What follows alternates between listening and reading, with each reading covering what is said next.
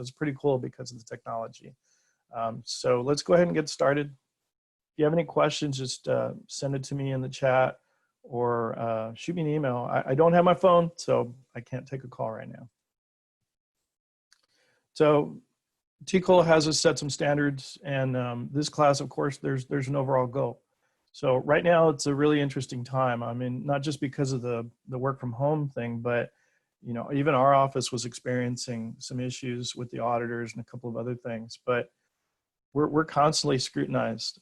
You see it in the news all the time, the media, and sometimes even internally, even our own people scrutinize each other. You know, we're our own worst enemies sometimes. But ethics and the mindset that come with it are very important. It's paramount to building trust, and that's what it's all about. Whenever we look at some of the news stories, you know, you can tell where there's broken trust in the community, and some of us are even disappointed. Sometimes we see stories on the news of people we know personally or we've worked with personally, and it's a sense of disappointment because then we know that we're getting judged ourselves by the behavior of others, you know, or the actions of others. And sometimes it's merited and sometimes it's not. Quite often it's not, you know, but there's broken trust in some communities. And so we're going to have a discussion today. We'll identify and explain ethics. We'll talk about the values in policing, our role as leaders, because we're all leaders. Everyone who wears a uniform is a leader. Everyone who wears, who serves is potentially an instructor, a mentor. We'll recognize ethics as a foundation for our career. I don't call this a job. This is a vocation. This is a trade that we're constantly working towards mastery, and we'll be forever learning about law enforcement, especially right now. It's changing. We're learning about how to work in law enforcement during a pandemic. And so there's always something new to learn. So we'll discuss how to develop an ethical mindset and the importance of improving ethics in policing, specifically through mentorship. We have a very unique role in our agency as police officers. It's not traditional in the sense of, you know, we go out and take calls for service, things like that. So you're going to see a lot of examples in here of things that we may have experienced while we were patrol officers or investigators or maybe even other agencies. So I want you to we're going to try to apply as much of the principles here into our current role as investigators and prosecutors and see, you know, there's always a connection, and we'll talk about some of that. So I've laid out a few learning objectives. Like I said, this class I've offered in various aspects. I've offered it as a 8-hour, 4-hour. We're not going to go 8 hours of ethics, but this is a class where I want us to at least cover these 4 objectives today. So we'll talk about some of the factors that affect law enforcement in modern society, and the correlation between changing organization standards and the internal and external impact on the community and the organization. So we are going through a transition, especially in our agency right now, where we're working on a procedures manual. And that's why this class is probably timely right now. And I really hope that when we cover policy in here that we can all kind of relate and have an understanding as to how important our standards are in protecting us individually and as an organization. We're going to talk about the leader's role in change management, strategic planning, emotional intelligence, and wellness, and building accountability and internal trust. We have to trust each other, and we'll talk about that and how to do that. And when I say leadership, title doesn't matter. You know, we're not just talking about the chief and the deputy chiefs and the lieutenant, and we're talking about all of us, right? Everybody is a leader. We'll identify strategic partnerships that address budgetary issues and training gaps. This one might be more of an administrative thing, but everybody here has great ideas. You know, I've even had some of our investigators reach out to me and say, hey, you know what, I want to do some training. Can you host this live, you know, Zoom training for me? That's fantastic. Yes, I can. And for any one of you who have a topic that you say, hey, you know what, I really want to get some information out to our investigators, reach out to me later, because we can use this platform. I paid for it, and I think it's fantastic. It's a great way to deliver information to our teams. And I know I'm working with a couple of investigators right now using this platform, and we're working, you know, with each other on team projects. So if you have that need, let me know, and we'll make it happen. And then finally, we're going to understand how mentorship and leadership principles can be trained at every level as a tool to create a cultural change and build community trust.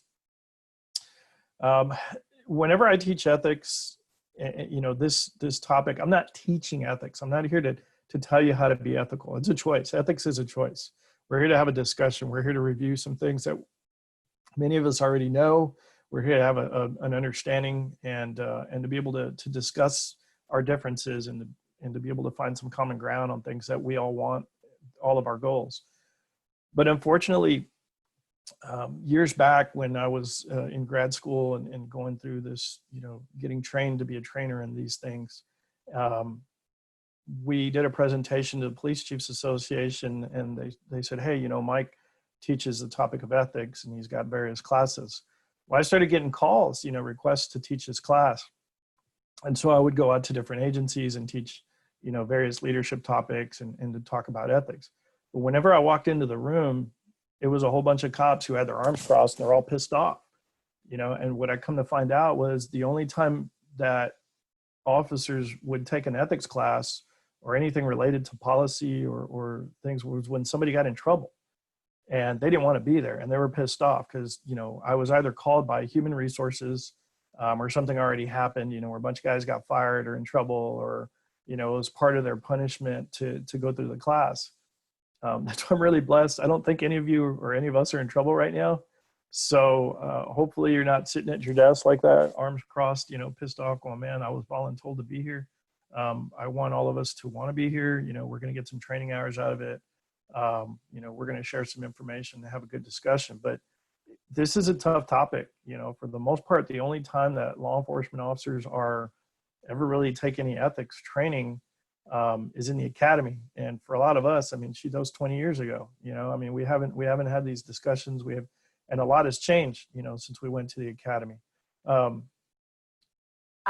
Some of the material here, you know, I'm going to go back to stuff that came from the academy, and some of it's going to be things that I've researched, read, or things that I got in college, or a lot of it is going to be life experiences. One of the limitations we have is storytelling, but what I'll say is I'm really hoping that you go back, you take this information back, and you find somebody to tell your stories to. Because it's important, you know, that we learn from the lessons of our mentors. So it's a tough topic, but I want to encourage you to train and to mentor others in this topic. And hopefully that after we're done today, I've at least motivated you to have a discussion with others. If not, you know, with me, I mean, I'm happy to talk to you about the topic. There's a lot of books I kind of like to read. One of them is by Dr. Stephen Covey, and he's got a series of books. If you've ever read the 7 Habits of Highly Effective People, there's a law enforcement series. One of them is by a guy named Michael Neely, who was a patrol commander, and he wrote a book along with Dr. Covey called The Nobility Policing. I really like that book. It's a short read. But what it is it's a lot of really great stories and lessons that police officers have lived through. You know, they've had challenges, and they had them write down their stories. And this was one that, in the introduction of the book, that Dr. Covey says, and he says, the actions of any police officer in an instant can impact an individual for life and even a community for generations. Given this realization, every police officer must be centered on what is important: service, justice, and fundamental fairness. These are the fundamental principles in which every police action must be grounded. And I agree with that, and I think it's even more relevant in our role as investigators for the district attorney's office. I mean, we work in the justice system. I mean, we are the partners and the liaisons to, you know, well over 30 agencies probably in this county. And we're working towards, you know, service, justice, and fundamental fairness. I mean, we see it in the courtroom. We see, you know, the cases that we get. We read the reports. We look at the criminal histories. We see the victims. We see the witnesses. And quite often we know the officers, you know, that are filing these cases. And so that's something that we need to be centered on, I believe, especially in our role, you know, is fundamental fairness and serving our community.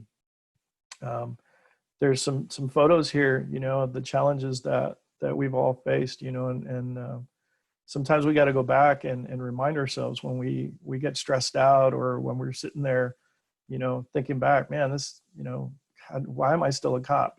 People suck. I mean, people are terrible. They do horrible, awful things to each other, and yet we get up, we put on the uniform, we keep going, we go out there. And sometimes you need to go back and reflect on, who was there to support us? Who was it that pushed us when we were at the academy? Who was at our graduation? Who are our classmates?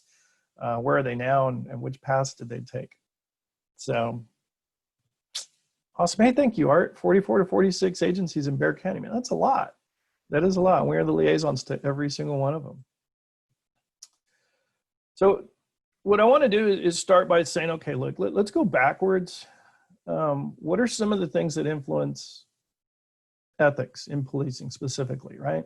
So there's a lot of factors that negatively influence police integrity, and we're all leaders, like I've said, so recognizing them are key factors. It's not as easy as it sounds sometimes, right? Ethics is very complex. There's a lot of things internally and externally that have an impact on police ethics. And so sometimes I'll discuss this, but what I wanted to show you is where this came from. So when I was a deputy chief, I became a member of International Associations of Chiefs of Police. Great organization if you want resources. There's model policies. There's a lot of great information there on their website. But a lot of the information that came out of this section came from what was called the IACP Ethics Toolkit. It's a great read. If you need any of that information at any point, just let me know. I've got it all. I can send you copies of the articles, but check out their website. It's really great. But sometimes it just has to do with the standards, right? The community standards have changed. This is one where I want you to respond. You see this photo here? It says photo captures boy gesturing towards police. I want you in the chat to tell me who posted this photo on social media. Who do you think posted this photo on social media?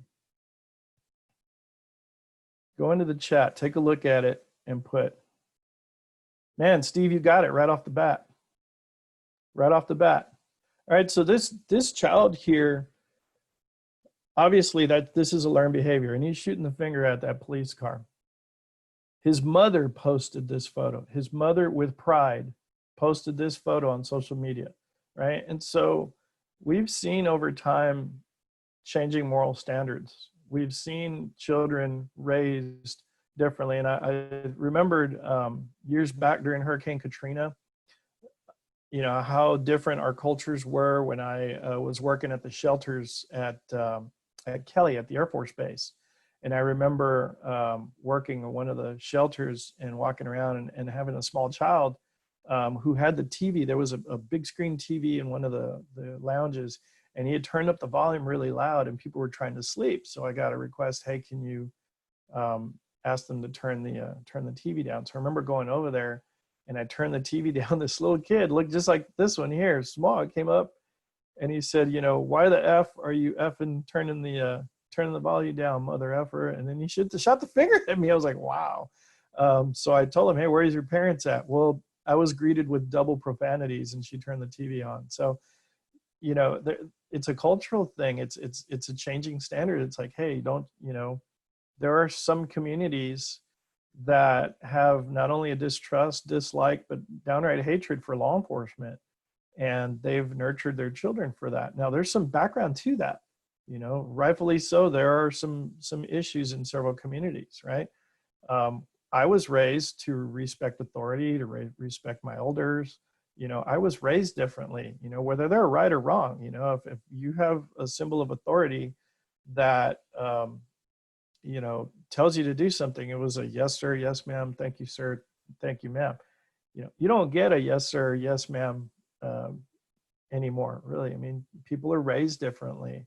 And you look at the television shows that are out there that children are watching, on back in the day, the only place you'd hear somebody use, the word shit or damn or anything like that was on paid TV, right? It was on cable TV. You had to you had to get that little sliding box to go past so many channels so that you could watch the good stuff. Well, now it's on, you know, it doesn't matter the hour of the day, it's on, you know. Does anybody, and a lot of y'all are old enough to remember this, what used to come on Channel 4 at 10 o'clock before the news started? There was a slogan that would come out. It said, it's 10 o'clock.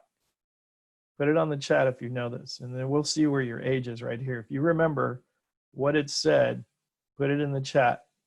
At 10 o'clock, that's it.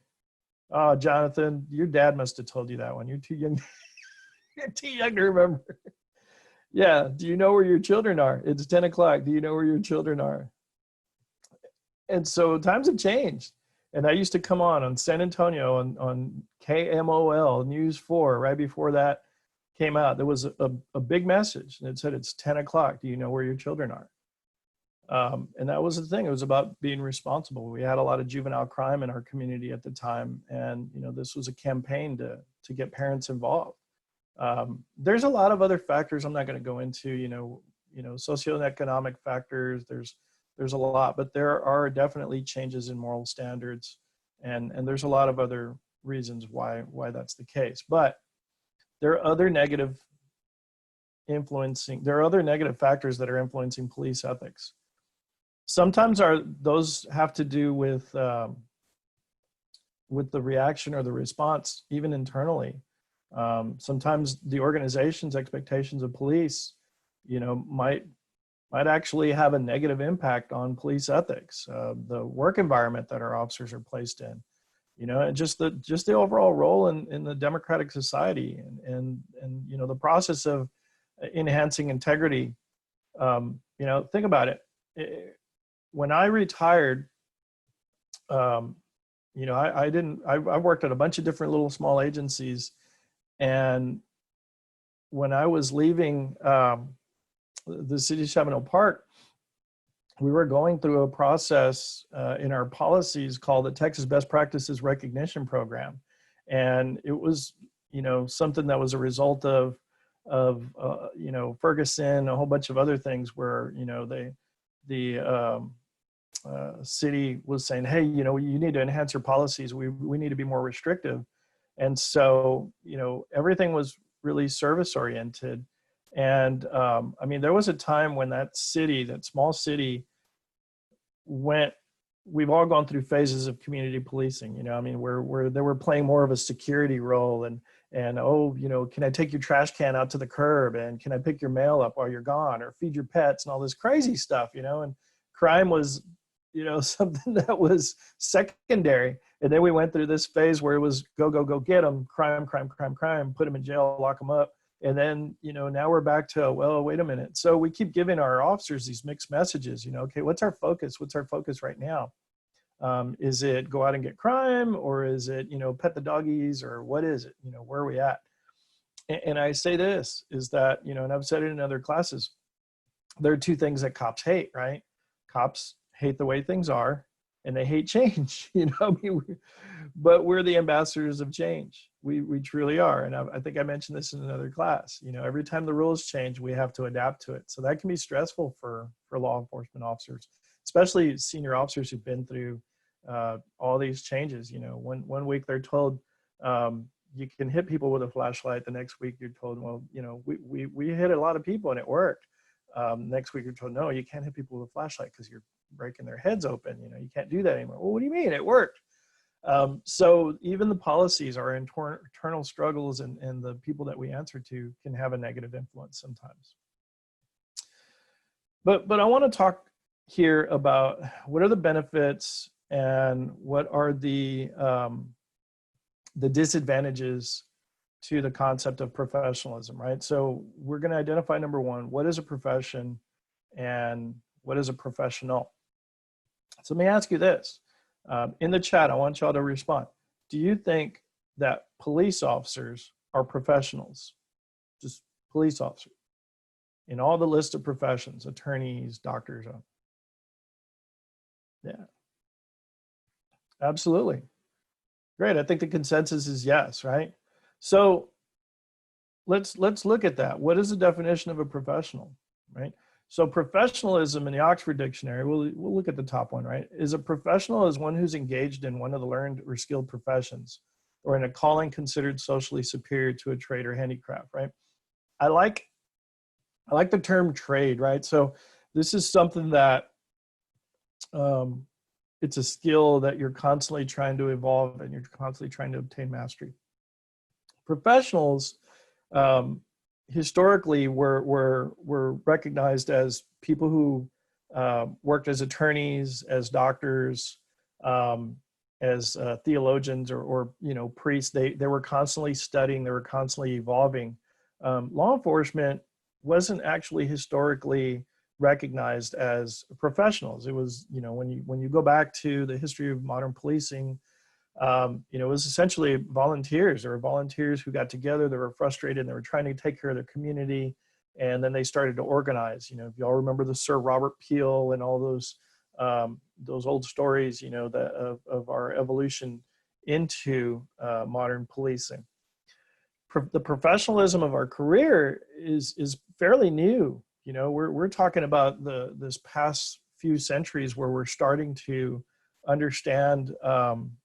You know, the standardization of our career in applying training and creating standards and in professionalizing our career. So we're early in the learning stages. I think that's why we've had so much growth in our profession, and why we're still developing technology to help us do our job. We're still molding the rules. TCOL started in the 1970s. You know, I mean, that's it. There was, before the 1970s, you know, you had a little book and those were the standards, you know. So TCOL just started oversight, and it was a national, there was something that happened nationally through civil rights. Remember that, guys? Where the Fed said, hey, every state has to have some standards and some credentialing. And so we're evolving, we're still growing. Every few years, the curriculum committee at TCOL gets together and they start adding to the basic peace officer course. You know, every time we have a legislative update, there's new curriculum that comes out. So we are evolving, we're falling in line with the profession, with the other professions. And yeah, professionals, essentially, this is what we all believe, and this is why we continue to train, why we meet, why we have these discussions, is because professionals aspire to high ideals: altruism, honor and integrity, respect, excellence in scholarship, caring, compassion, and communications, leadership and responsibility and accountability. And when I walk into the halls of the courthouse and we all look at each other, this is what I see. You know, this is a reflection of what I see. We are professionals, right? We're here working together as subject matter experts because we bring a lot of our expertise to the table, all different generations of expertise. I mean, we've got, oh man, well over thousands of years probably with some of our senior investigators, man. We've got guys who've been on the job for over 40 years. It's amazing. Some of us have more gray than others, but when you put us together, we're professionals. As individuals, we're professionals. Why? Because we're continuing to train. And thank you. Art even says, hey, look, that changed in the mid 80s, Texas laws, and changed, rewritten in 1974. Thanks, man. I appreciate that feedback. So let's break it down a little bit further. Okay. So there's different characteristics in professionalism. Number one, service to others. We have to assess, we have clients, right? We have external clients and we have internal clients. There's a theoretical body of knowledge through training and education. We have standards, right? We have standardized training. We have standards for entry, practice, and ethical conduct.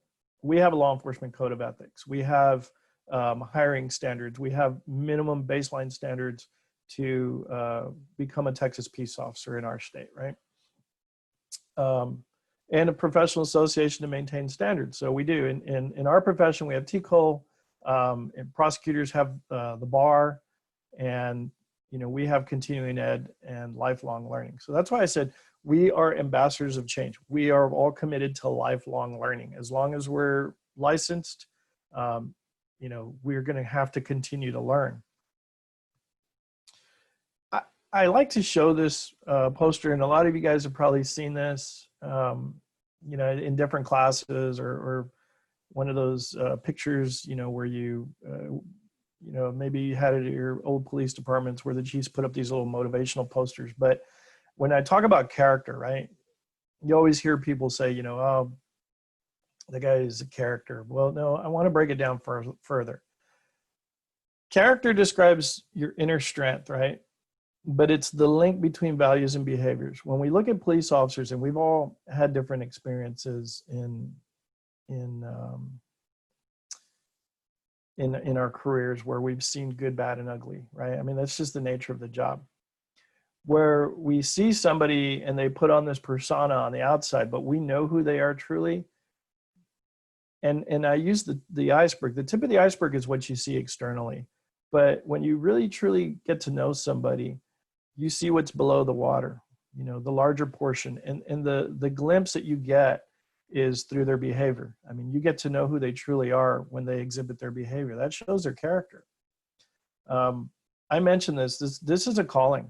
You know, this isn't a job. This isn't like, you know, a telemarketing profession. And you know, when I was working at the academy on the basic peace officer course, I mean, we trained thousands and thousands. I saw thousands and thousands of cadets.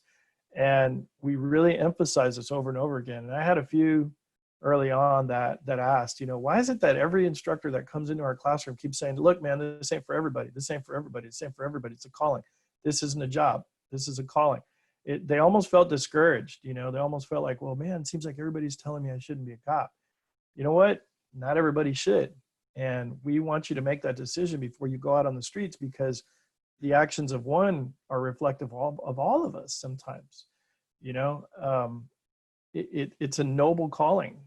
They don't shut down. You know, now doctors are important, and we're seeing right now where we're getting this kind of recognition for our other first responders. But, you know, architects, we depend on architects and engineers, man. They build structures that we go into.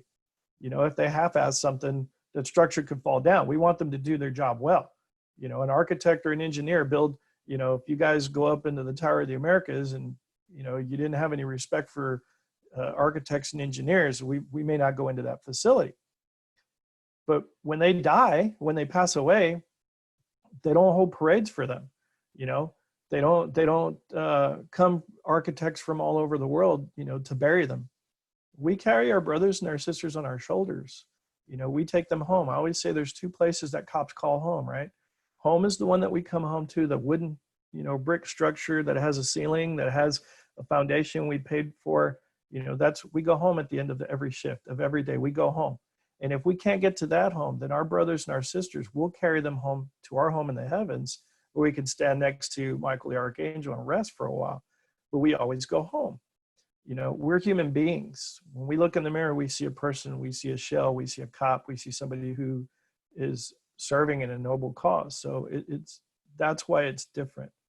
That's what we need to go back and understand, the weight that our choice to serve as professionals carries. And that's why we need to go back and reflect on how much trust is important in the partnerships that we have, and in the interactions that we have with our customers and with the people we serve.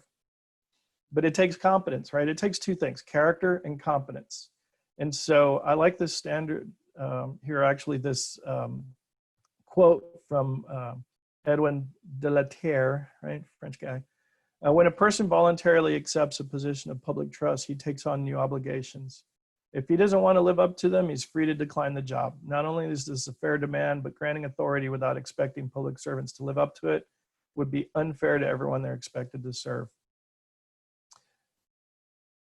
I pulled another quote here from Stephen Covey, because we face ethical dilemmas. We put rookies out there. We give them some standards, we give them some rules, but we know that notoriously they're going to face an ethical dilemma. It's inevitable, and it's the nature of what we do, right? We deal with people who lie. We deal with people who are the worst of the worst. We deal with them, and primarily we're human beings. And sometimes as human beings, we are called to carry out a function that can be very challenging and trying to our background and to where we came from and the way we were raised and the people that we have to interact with don't have the same principles, And so I like to show this photo here because this is actually a protest.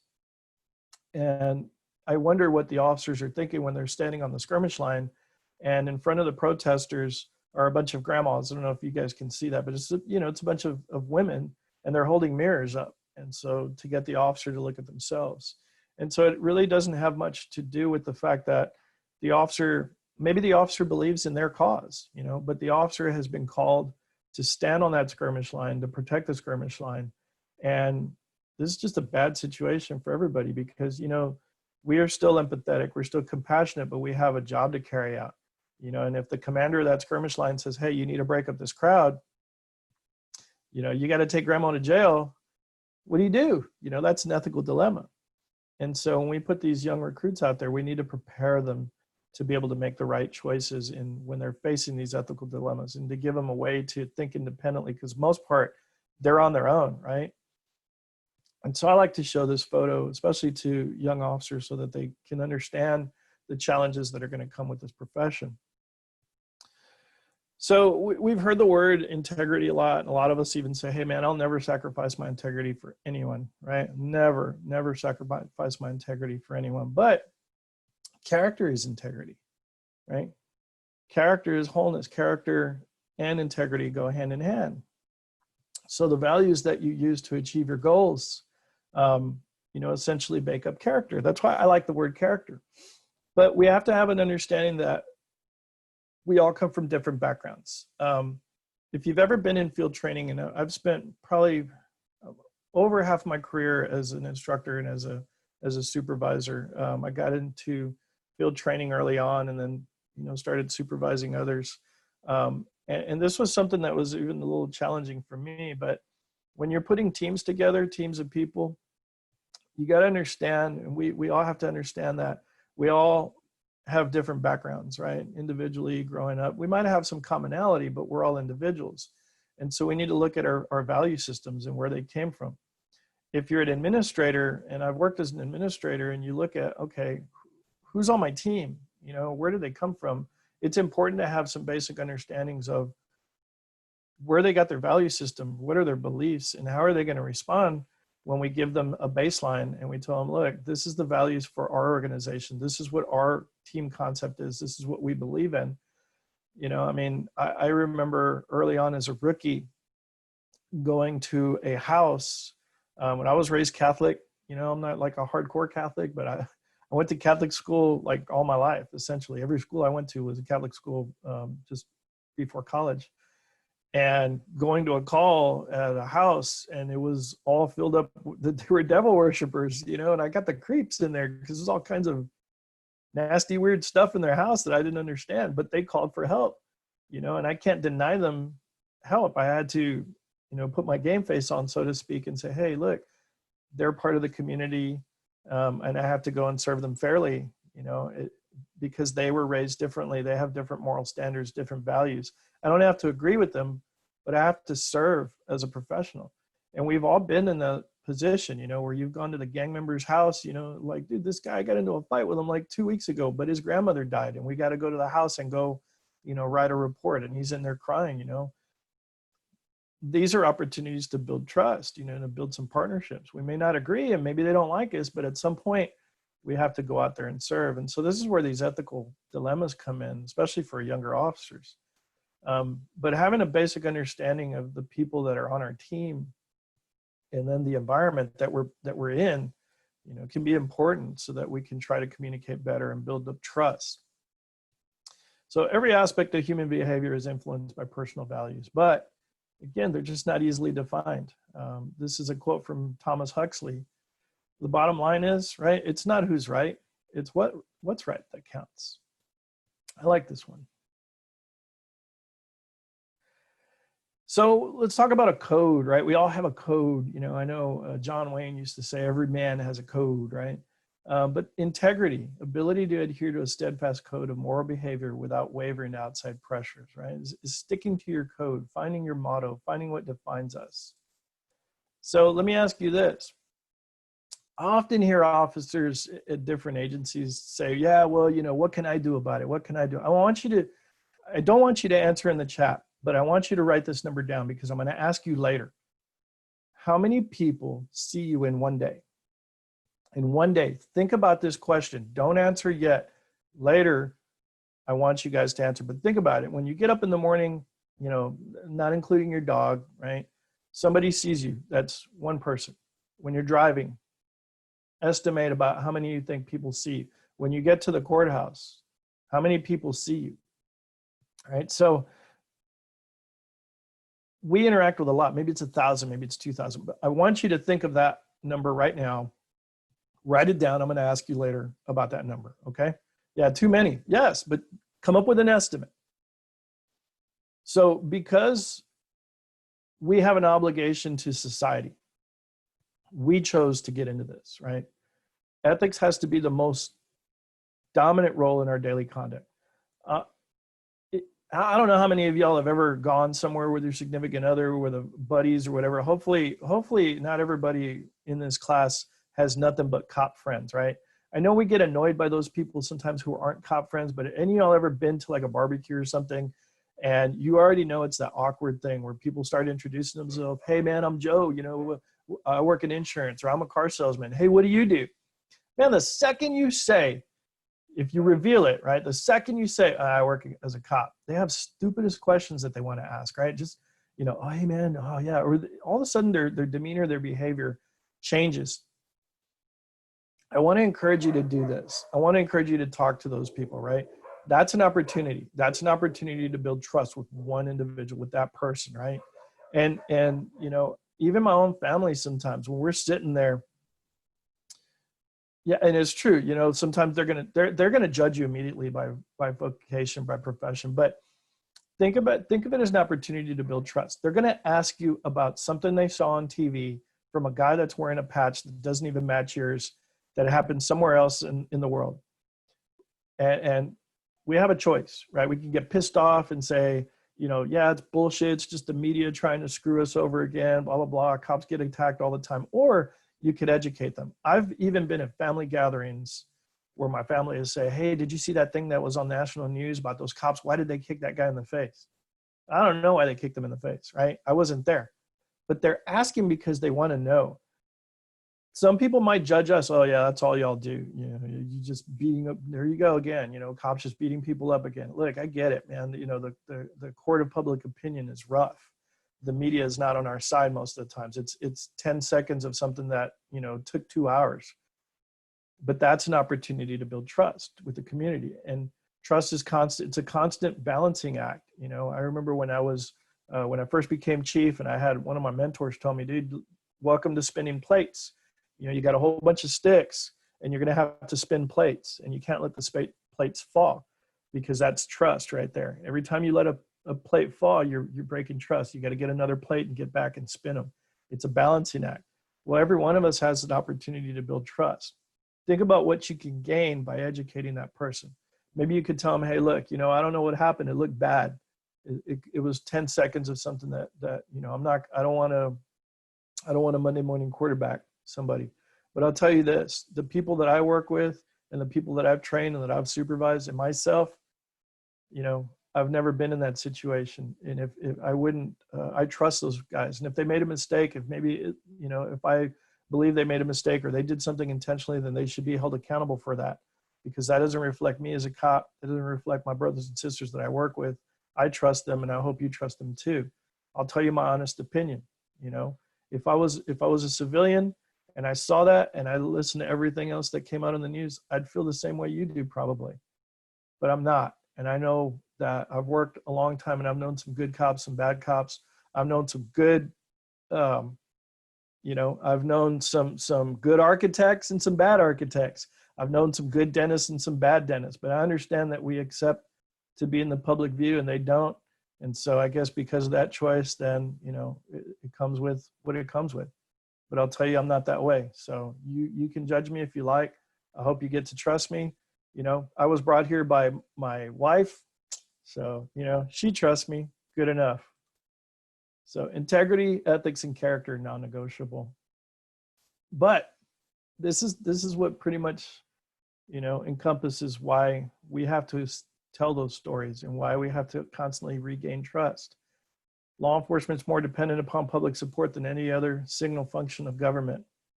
I mean, that's it. Ethics engender trust, and without this vital ingredient, policing as we in this country expect and understand, it's impossible. There are communities out there. San Antonio has a few neighborhoods, and for those of you guys who work PD or county or whatever, you know, and you had a larger area that, and I'll tell you, even growing up as a kid, you know, my neighborhood that I grew up in, we policed our own neighborhood. You know, moms and dads took care of their kids. Somebody got in trouble, made a call to the neighbor's parent, you know, pick your switch or the chancla or whatever, right? We disciplined our own. Whenever the police came into the neighborhood, that was an embarrassment, right? You know, it got to the point where some of the moms would come out and tell the officer, hey, don't park in front of my house because I don't want people to think that my kid is the one that's in trouble. I know you're over here for the ones down the road, but please don't park there because I'm worried about the reputation of the community. There's neighborhoods that are still like that. And some of them are mistrusting of police because, quite frankly, you know, there's a bunch of dirtbags that live in that neighborhood. But there's some communities in America that don't have partnerships with law enforcement because there was excessive force used, because some, you know, one or two cops were racist or for whatever the reason, you know. I'm not going to deny it. There are some bad cops out there, and I've seen it firsthand. You know, there's some cops who should not be working in law enforcement now. They've gotten away with things, you know, and if I hadn't seen it myself, I wouldn't have believed it. But, you know, I have supervised, I'll tell you, I've seen it all. Supervise a cop who was addicted to crack cocaine. 2 agencies he worked at, you know, and I did the internal affairs investigation on it and terminated him. Guess what? I just heard he's working in another agency. It's freaking ridiculous, right? I've supervised cops who've had affairs on duty in uniform in their cars. You know, I mean, we've seen it all. Should these guys be in law enforcement? No. You know, I've supervised cops who've been arrested for narcotics, you know, possession. I've supervised cops who have essentially pimped out, been pimps in prostitution. I've seen it all. You know, you work in internal affairs in a large agency long enough, you're going to see these things, and you're going to say, hey, some of these guys should never be police officers. But if the police refuse or fail to police themselves, other people will step up and do it, and they will break community trust. Most of what winds up happening is police officers will come forward and they'll say, man, you know, I'm so frustrated that these guys are here. They will support our actions in removing this, you know, removing the mold, so to speak, so that it doesn't spread and infect others. Let's talk about the value of professional model, right? So these are some of the advantages, right? We could serve the community better. We can improve the quality of the officers and recruits that are coming into our profession. They're more ethical, they're better at problem solving, stronger support. We have some oversight and some partnerships. Awesome. But again, you know, there's some disadvantages. So let's say we raise the standards, and I'll give you an example. Here in the state of Texas, when I was a training coordinator for, I was a training coordinator for 2 different police academies. I go up to Austin, you know, and we have these discussions with other training coordinators. And one of them was, you know what, this idea came up that you can't be a cop unless you have a bachelor's degree. And that was discussed for a while, right? That's number one, that's expensive. It's unrealistic. And we're going to limit a lot of great people. You know, even some of the agency heads for small agencies said, no, you know, yes, I understand the value of education, but just because somebody's got a degree and something in a frame up on their wall doesn't mean that they're good for policing, doesn't mean that they're going to make great cops. Now, there's no doubt that some people who have degrees are great cops, but that's not what we're looking for to improve. You know, you tell me that if I say that if TCOL comes out and says you have to have a bachelor's degree to be a cop, that, you know, Podunk, Texas is going to have the salary to pay these guys, you know, who have a bachelor's degree. We're not going to have anybody, you know, to fill all the vacancies. As it is now, we can't fill the vacancies. So we had to set some baselines, and that's why we have our licensing standards, and we encourage people to go back and get an education and to be able to improve their licensing. So sometimes the standards don't quite equate. You know, if we say, no, this is what we need, well, we actually wind up cutting some good people on the bottom. So we had to find a balance, you know, and the balance was high school education. That's what came up as the standard. We'll go into the next section here, and we're almost at an hour, so I'm gonna move a little bit quickly here. This section here essentially covers what are some of the consequences, right? The consequences to individuals and the consequences to agencies for ethics violations. And we all know that there's civil actions that can happen. We hear about lawsuits. And one of the things I just wanted everybody to kind of understand that you can be sued individually for various things, and I'll talk about that. But negligence essentially is a you're going to hear the term tort. So in order to have a civil action, it's an intentional tort would occur when an officer without justification intentionally commits an act which is recognized by the laws of tort. So if they were to use their baton to strike somebody who hadn't done anything, right? The thing that could happen is not only can you be charged criminally, but you can also be sued civilly. And there's some pretty famous lawsuits that have come out in favor of people, and not all of them are frivolous. There are a few that wind up being frivolous. So again, you know, we're in a really tough situation where we've seen these stories where a cop uses the tools that were issued to them, but they don't use them properly, or they don't have the proper training. So again, that's part of it. When we talk about failure to train, failure to act, failure to discipline, failure to supervise, these things not only fall on the individual officer, but they fall on the agency as, you know, as being negligent. And this is a breakdown here of negligent actions. So you've got a duty owed, a breach of the duty, causation, and damages. So you can be charged with a civil rights violation under the US 1983. And this is essentially are the breakdown of the elements of it. So you've got a violation of a constitutional or federally protected right, number one, and it occurred as a result of some action that was taken under law. So in your official capacity. Now, here's the thing on this. There are cases where this happens on duty and off duty. We are licensed. And because our state and because of our license, there are certain things that certain instances where we can take action both on duty and off duty. There are things that are different that occur when we are acting in our official capacity. They're analyzed essentially by the courts. So an officer who gets into a shooting in their home, let's say you shoot a burglar, you know, the questions are going to come up. Were you acting in your official capacity? Did you yell, "Stop police"? So, you know, it gets a little muddled sometimes as far as how these things happen. Supervisors can be held liable. And so I also teach a new supervisor school, and I explain this to people. Welcome to accepting responsibility for others. You know, for first-time supervisors, man, your world changed. It completely changes. As soon as you accept the role of responsibility for others, it literally is where you break ties to some regards. We've all been there and done that, right? There are things that all of a sudden you're like, damn, I used to get away with that, but now I can't let anybody else get away with that. You know, there's certain things that we all have to say, and we have to go and have conversations with our peers and tell them, look, man, you know, some of the things that we did together now, I want you to help carry me. I don't want us to fail as a team. You know, I understand that, you know, maybe we used to shortcut some things, but man, you know, I've accepted to be responsible for you. I want you to be responsible for me, and us to help each other out. But there are a lot of different liabilities for supervisors. They're far different than for the line officers. Negligent retention, right? We kept somebody we should have fired a long time ago. Failure to train. I'm not going to issue you an AR-15 and not train you on it, and then you get into an encounter and you say, well, shoot, you know, they just gave me the tool, but they didn't train me on how to use it. I didn't know that I couldn't shoot people in the face with a taser, you know, so I just held it right there and shot it, and it worked, but, you know, I didn't know I could do that. Now the guy's all, you know, like it's got this nerve damage or whatever. Failure to supervise, failure to act. This one right here, the second to last one's important as we are going through our policies that are about to come out.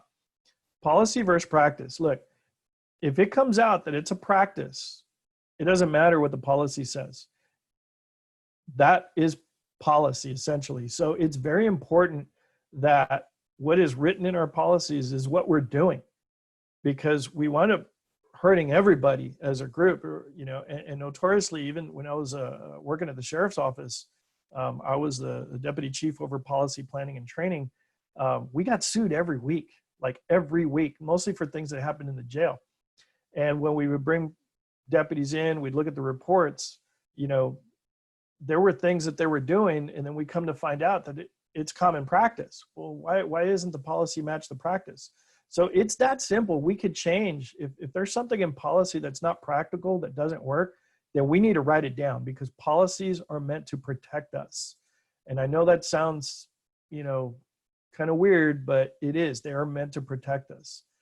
We can be held criminally liable under the federal statutes, and here's a whole laundry list of Texas statutes where we can get in trouble. And we've seen it happen.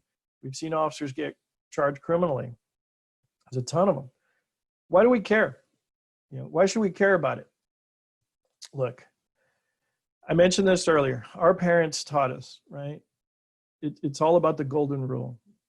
Do unto others as though what you'd want them to do unto you, right? It's doing the right thing at the right time in the right way.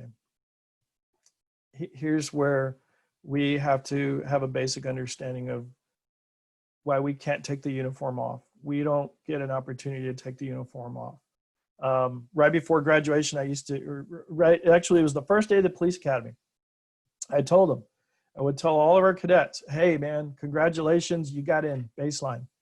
I'm sorry you didn't get an opportunity to try crack cocaine. I'm sorry you didn't get the opportunity to try heroin. I hear it's a hell of a drug, but guess what?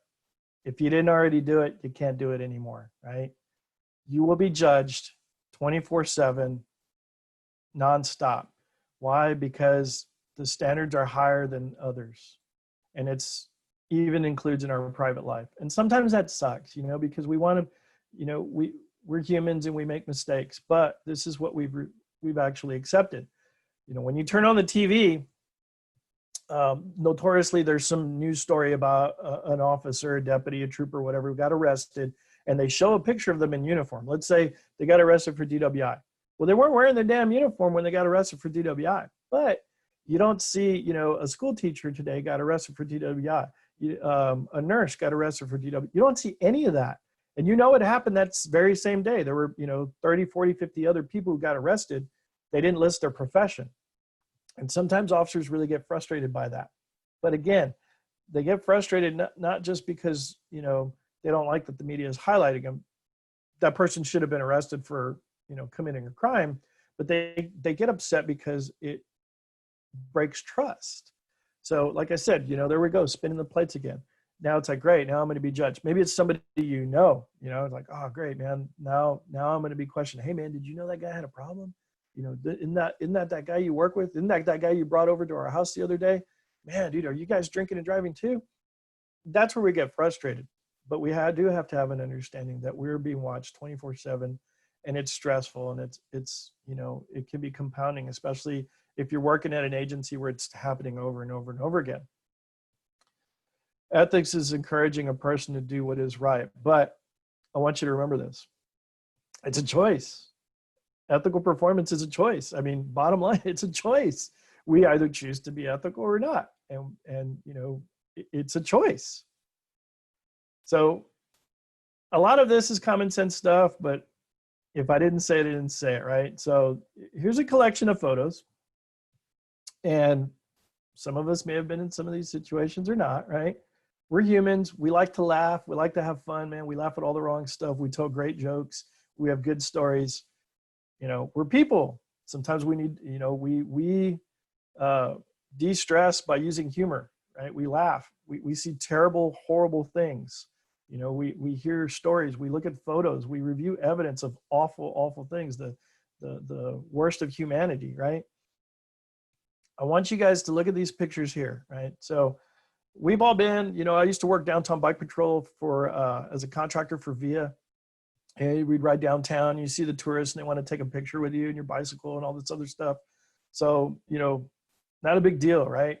I'm sure there's a few photos out there floating around where, you know, we're posing on our bikes and we're smiling, and in the background, somebody's flashing or doing something crazy. It's like, oh, dang it. You know, I get it. But these photos here, who do you think posted them? Put it in the chat. And all these photos and all these stories. What ultimately got these officers in trouble? Exactly. So the people that took these photos were the officers, or maybe somebody that the officer knew. But the officers posted these photos, and every one of these examples, they posted the photos on their own social media and shared it in their circle. That's how their ass got in the ringer over this, is because, like, dude, when you're putting it on the internet, it's out there. Trust me, others can see it.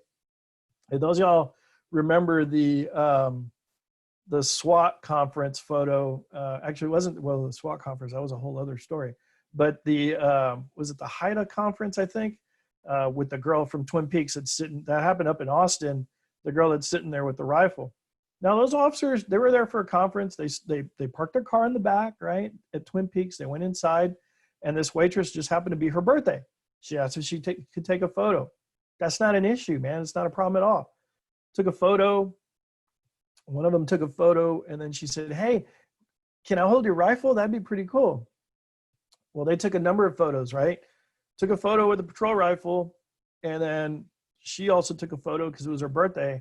Lo and behold, they shared it on their social media a day into the conference. That photo's in the Austin Statesman, you know, and it just made them look bad. It made everybody look bad. You know, there were other officers that were at that conference whose chiefs were calling them, say, hey man, come home right now. What the hell are y'all doing up there?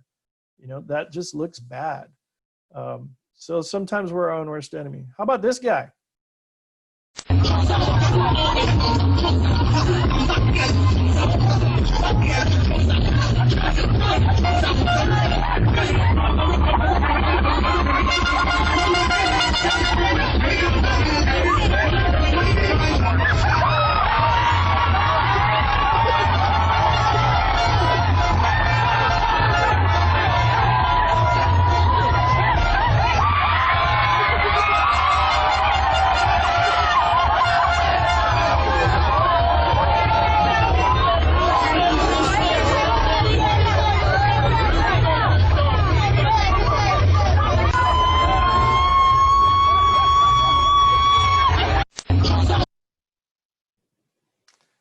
All right, so here's the problem with that, right? There's a lot of problems with that video.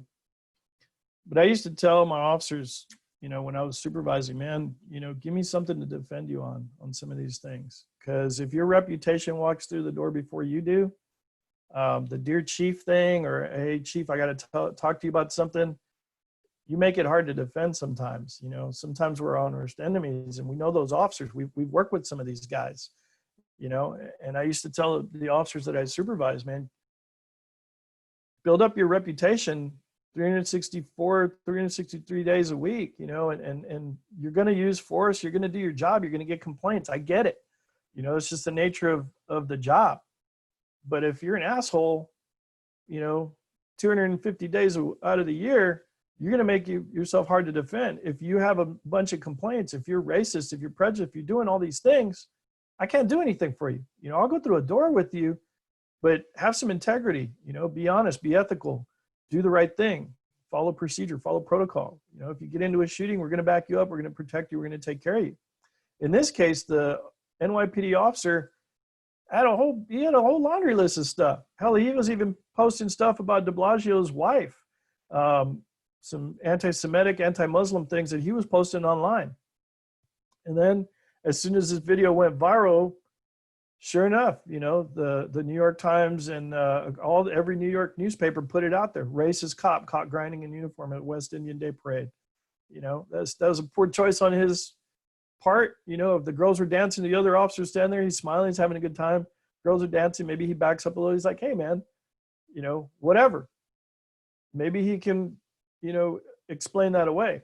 But this guy, he already had a bad reputation, some of the other choices he made and some of his social media. And I'll tell you, social media is going to get you in trouble.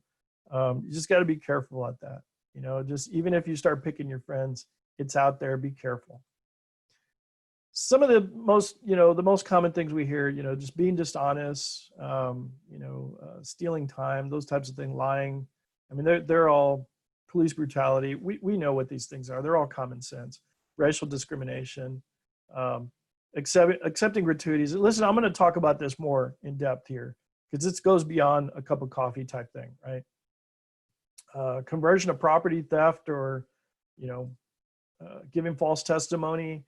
We all know how damaging, that can be. We've seen even case law, Michael Morton, right? If you guys haven't actually gone through the Brady training and some of that other stuff, watch the video. TDCAA has a video on their website. It's amazing. Just to hear that story, it'll blow your mind as to what happened to him. Deliberate violation of laws or policies, civil rights violations, just being rude, discourteous, right? I used to tell some, we've all worked with that guy, right? We've all worked with that officer who shows up on the scene. You're like, oh man, not this guy. You almost didn't want to call for backup because you just got everything de-escalated. Everything's cool and calm and you're doing your thing. And then just somebody's presence, man, sometimes you get that officer that backs you up and it's like, he's going to be demeaning. He's going to lecture your prisoner. He's going to talk down to him.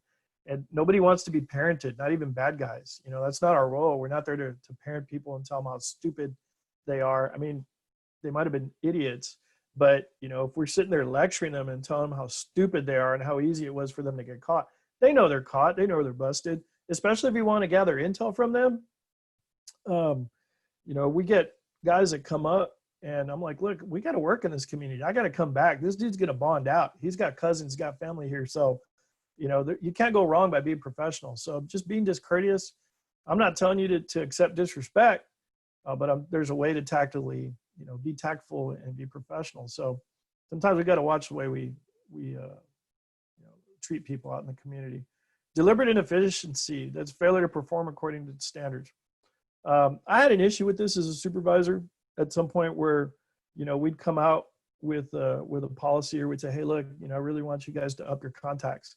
And immediately there were these little meetings that would take place. As soon as I'd have a staff meeting or patrol supervisor meeting as a patrol commander, I'd say, hey guys, your traffic numbers are kind of low. I'd like for y'all to increase your contacts. I've got some traffic data to show, blah, blah, blah. Then I'd watch because all those supervisors go up and they'd have their own little meetings to see if they bought into what we said, and well, I don't think we're going to do that. That's, and then we'd get this weird message back. Well, we're not going to accept your profiling and you guys are setting quotas. I'm like, no, man, it's not about quotas, it's about productivity. So cops are notorious for this, right? So you get a bunch of guys that go out and write like 600 tickets in one day, right? Which, okay, no big deal. And then they wouldn't do anything like for the rest of the month. They'd be like, well, you told us to increase our numbers. We're like, oh, okay, I see how it is. So, we'd find them sleeping or doing whatever that was they really want to do. For the most part, cops are independent, right? So we have to find this balance saying, look, this is what you got to do, all right? This is what you expect. It's just back and forth. Failure to improve or unwillingness to change. Divulging confidential information. I've actually worked these investigations, unfortunately, when I did internal affairs where we had, dispatchers who were releasing criminal histories and doing things they shouldn't have done to their Mexican mafia boyfriends, et cetera, et cetera. Misuse of public property, disregard for proper use and care of vehicles. That's the thing, it always shocked me as to how disgusting police cars were. Police cars, and the back seats were cleaner than the front seats, but we've all been in them, man, where you come in and it's nasty. Police cars are disgusting, man. You look under the passenger seat and there's like, the old Taco Bell Tuesday, wrappers from like 4 years ago. I mean, they were gross. I don't get it. As a supervisor, I would tell my officers, look, guys, you're violating your ethics. Let's open up your personal cars and let's see how clean they were. Man, they're immaculate. This is your property. These are the tools we're providing you with. This is your mobile office. It could save your life. I think most of us as investigators, I love going into y'all's offices and seeing, the pride that you take in your little home, but when we look at some of the younger generations, not even just younger generations, We see that, you know, yeah, you get in a car, exactly. It smells like smoke, cigarettes sometimes, and we don't smoke, you know. Now, if it's issued to somebody who smokes and that's her thing, that's her thing. But, you know, if you know that we're sharing this property, same thing, you know, or they're breaking the radio and they're putting it in the charger, or they're stealing the antennas. I remember that. The little antennas would go missing, or the batteries would go missing. You're like, hey man, what happened to the battery? I don't know. You know, those are the things that we deal with as cops, man. And, you know, it's a problem. Off-duty conduct, excessive drinking, sexual affairs, debts, and social media. Again, it'll get you in trouble. You know, I've dealt with it, unfortunately, as a commander, you know, sexual affairs, where that drama comes back to the office. You know, we've all seen it. You know, internally, you know, I had to deal with a case where, you know, there was like a swingers group that was going on, and they were doing stuff on duty, and it was awful. So just telling you, I've seen a lot. All right, let's talk about gratuities. Here's the thing. I'm not mightier than thou or anything like that. I've accepted a free meal, no problem. But here's where I want us to go back. And when I teach the history of policing, and I talked about this earlier, cops used to be volunteers. And way back, you know, there were a lot of other duties that cops used to do. This is nothing new, guys. You know, all those other little added things that our chiefs ask us to do, or the members of the community ask us to do, cops have been doing this forever, right? They literally used to sweep the streets, and they were volunteers, and they'd go out and they'd light the street lamps, you know, and they light up the neighborhood at night. They were the only ones out there on the street. They got paid very little. Not much has changed, right? And so what their families used to do is they used to leave a coffee pot on the end of the block.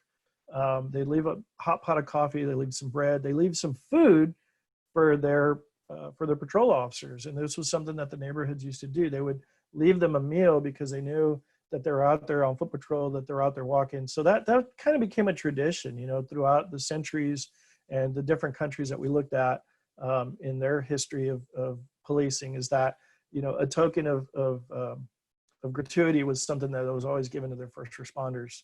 And so that hasn't changed. You know, even in the 70s and 80s, there used to be, and you guys who are a little older than me, you can chime in on this. I think it was 7-Eleven or Stop and Go. They used to have office space for police officers.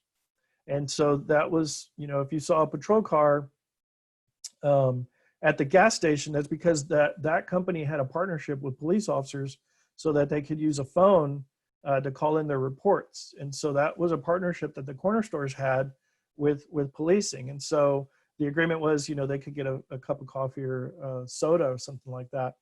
And so that was kind of the standard. Now, you know, throughout the ages, that's changed. And I try to explain to this. I've seen it all. I've had to do an investigation where we had a security guard who had a uniform that was similar to the police. We had police and security at one of the agencies I worked at. And the guy was putting on his shirt and going through the drive-through of a Popeyes off duty and getting free food for his family on the weekend. You know, that's wrong. I've been to places where, you know, I've seen other officers in line and, you know, they expect it. Hey, don't you know, hey, right here, did you not see the badge? I get a free meal here. That's wrong. Always, you know, I would encourage everybody, always be prepared to pay for a meal. But I know one time I went to Luby's, and it's back when Luby's used to give a free meal, and I was going through the line and I was by myself. I had a long day and I'm at Luby's, and the lady, I always say, no, you know, I'd like to pay. I always get ready to pay. And the lady says, no, it's our policy. You know, you get a free meal. And I said, well, thank you. That's their policy. You know, I didn't go, if that's their policy, I'm not going to get into an argument. No, I need to pay, expect to pay. Not going to happen, right? But the guy next to me in line said, oh, whoa, great. You know, must be nice. I wish I could, you know, I'm a doctor. I wish it'd be nice, you know, if I could get a free meal. And I heard that. So what I did was I told the clerk, hey, you know what? It feels good. I really appreciate that they appreciate me, and I appreciate you for being a doctor. Can you please pay for his meal? And so I paid for it. He kind of got a little snickety with me. He was like, oh, no, I can afford that. I'm like, dude, I know you can afford it. You're a freaking doctor. You make like 10 times more than I do. So I paid for the guy's meal. I went and sat down. He sat down across from me, and I stood up and I said, hey, man, I would like to join you for lunch. And I sat down, got to know the guy a little bit. you know, he got a little weird, but then he kind of settled down. The guy wasn't so much of a jerk. But I like doing that sometimes. So it made me feel good. There have been times when I've gone, I think it was like Cece's Pizza or whatever, where they would give me free pizza. So I'd go in there and I'd say, I'd like to pay for the person behind me's meal. I don't care who they are or what they are. And one time it was a bunch of gang members who came in, and the lady said, hey, officer, and I came up and I paid for the meal. And they freaked out, man. They're like, hey, thanks, officer. Appreciate that. No big deal, right? It feels good. So it's nice to be able to pay it forward. You know, even if you guys have gone to Starbucks and you're in the drive-through, have you ever pulled up and they say, hey, the person in front of you paid for your coffee? That's kind of cool. You can pay it forward and pay for that one. Every time I tell this story, people say, hey, man, I want to know where you're going to lunch so I could get behind you. I'm not going to pay for your food, but just something to think about. All right, so a couple of things we can do, just stay in check, right? Look, number one, you're just going to ask yourself, is it legal? Is it balanced? And how am I going to feel about myself? And talk about gratuities. There's a lot of policies out there that'll kind of set some guidelines for people. That I've seen a lot of differences in agencies, but a lot of them will say, hey, look, if it's a consumable and it's $50, it's yours, all right? You know, don't accept anything over the $50 unless you get approval from a supervisor. We had a case one time where we were getting donations of Spurs tickets to, you know, really great seats. And then, you know, we would, our chief would put out an email, hey, let me know, we've got a pair of Spurs tickets that were donated. Do you want them? Blah, blah, blah. I mean, this happened for a couple of weeks. Well, then we posted a position, and one of the applicants that came in, his background was a little questionable. So I was doing his background investigation, and he came in, called him in, we were doing some background, and he said, hey, just want to let you know, I'm the one that's been giving you all those Spurs tickets. So, you know, just throw a bone my way. Well, man, that sucks, you know, because I went to one of those games. We all went. You know, I went to go talk to the chief. Hey, you know what, man? That guy that's been donating those Spurs tickets has been donating them because he wants us to give him a job, and he's got a questionable background. That's already, his ethics and his integrity are way out the door right there. But somebody always expects something at some point. So you got to be prepared. You know, if you're going to accept something, if it's their policy, not a problem. But, you know, we have a duty to act if somebody goes in. Let's say, a robbery occurs. We know we're going to act as in our capacity as police officers, but we need to be prepared to act on that in that capacity. So if you're in uniform, not a problem, man. You're ready to act. If you're not and you're off duty and you go over there and you take something or you accept a discount or accept something and something goes down and you're not ready to act, you don't need to identify yourself as a law enforcement officer. You know, they're going to expect something in return. So I just say, just be careful when it comes to that. No matter what laws passed or rules made, public service demands the highest in professional or personal integrity. We have to demonstrate it. And the men and women in law enforcement have it in abundance. So J. Edgar Hoover said this, and that's pretty honorable. And that, you know, the President of the United States has recognized us as professionals for a long time. You know, it's about the environment. So I say this, how as individuals, how do we cultivate an ethical environment? Do we want to stay in the storm all the time? Do we want drama? Do we want nonsense? Do we want to spread gossip and rumors? Do we want to, do we want to infect people with that? Or do we want to create a comfortable environment? Do we want to stay in the sunlight? Do we want to bask in the sunlight? Do we want a happy environment? And really, it's about cultivating the environment. We play a role in that. There's no room for gossip. There's no room for negativity, because negativity is people who are sick. And if, just like right now, right, we've got this virus that goes around and it's airborne. Well, gossip and rumors is the same thing, right? We know those people who are so negative sometimes that just being around them, you feel bad. You know, it's those people who would send a text message to God to say that the sun's not bright enough, right? That negative energy that they personify, it infects us. I hate it when I run into a young officer who hasn't been in an agency for very long and they're complaining about things. I'm like, dude, you're lucky you're here. You get to carry a gun. You get to turn lights on and run red lights. Why are you complaining about medical benefits? Why are you complaining about your salary? You knew that when you got on board. You learned that from somewhere. And they usually learn it from those toxic people because that negativity is contagious. So we have to counter that. We have to encourage people to be positive, because that happy, positive energy is just as infectious. And so it creates a better environment for all of us. It makes us feel good.